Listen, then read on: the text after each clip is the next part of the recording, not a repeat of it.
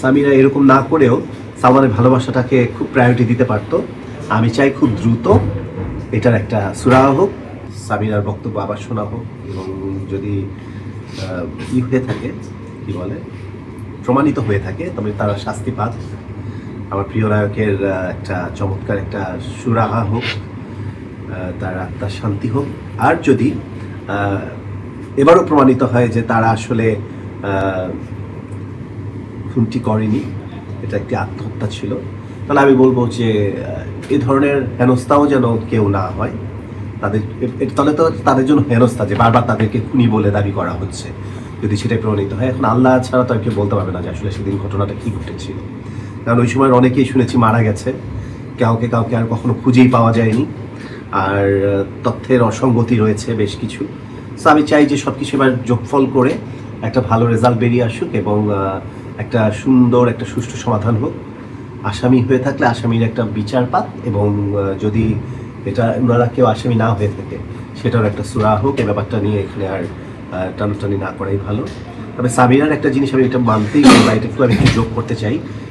সামিরার আচার আচরণে সামিরাকে কিন্তু সালমান ভালোবেসে বিয়ে করেছিল এবং অসম্ভব ভালোবাসতো সালমান সামিরাকে।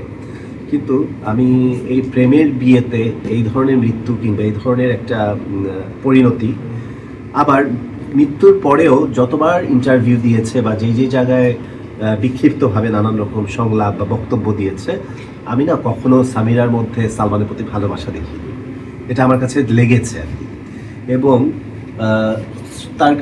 তাকে আমি বলবো না, এটা উনি নিজের সিচুয়েশনটা ভালো বুঝতে পারবে, উনি কোন সময়ের মধ্যে দিয়ে গেছে বা কোন সিচুয়েশনের মধ্যে দিয়ে গেছে। আবার কিছুদিন পরেই সালমানেরই বন্ধুর সাথে তিনি বিবাহ বন্ধনে আবদ্ধ হয়, সেটাও টেকেনি, পরে আবার একটি বিবাহ মানে বহু বিবাহে সে আবদ্ধ হয়। তো সব কিছু মিলিয়ে আমার কাছে মনে হয়েছে যে সামিরা এরকম না করেও সালমানের ভালোবাসাটাকে খুব প্রায়োরিটি দিতে পারতো, এবং এই ভালোবাসাটাকে নিয়ে সে তাহলে কিন্তু দর্শক মনে ওকে নিয়ে সন্দেহ বা কিংবা ঘৃণা জন্ম হতো না। সবাই সালমান শাহর মতো করেই সামিরাকে অনেক বেশি ভালোবাসতো, সম্মান করতো। সালমান শাহ মৃত্যুর পরেও সালমান শাহ যেভাবে বেঁচে আছে, আমার মনে হয় যে সামিরাকেও দর্শক ঠিক সেই চোখেই দেখতো এবং সেই অনারেই রাখতো। শুধুমাত্র সামিরার কিছু ভুল স্টেপ বা ভুল বক্তব্য বা ভুল নানান রকম অ্যাক্টিভিটিস মানুষকে দ্বিধাদ্বন্দ্বে ফেলে দেয় যে আসলে কি সে ভালোবেসেছিল, আসলে কি খুন করেছে, এগুলো আর কি। তো আপনি কেউ বলার না, যত বলবো ততই বলা হবে। আমি চাই খুব দ্রুত এটার একটা সুরাহা হোক। যদি সত্যি হত্যা হয়ে থাকে, আমি এটার বিচার দাবি করছি।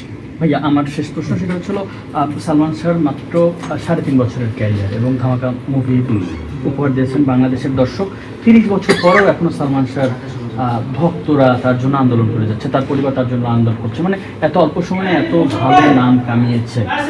এই যে বাংলাদেশের অনেক শিল্পী বলে যে সালমান শাহ যদি বেঁচে থাকতেন তাহলে বাংলাদেশের ফিল্ম ইন্ডাস্ট্রি অনেক এগিয়ে যেত। এই বিষয়টা আসলে কি মনে করেন আপনি?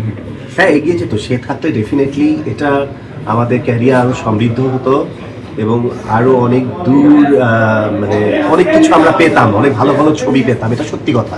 হ্যাঁ, কিন্তু আবার সেই সময় আর এই সময় কিন্তু সম্পূর্ণ চেঞ্জ হয়ে গেছে।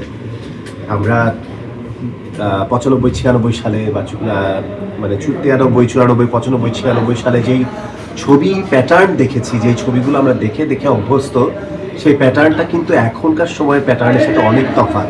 সো আসলে না বুঝেই বলে ফেলাটা মুশকিল যে আসলে কোনটা ক্লিক করতো না।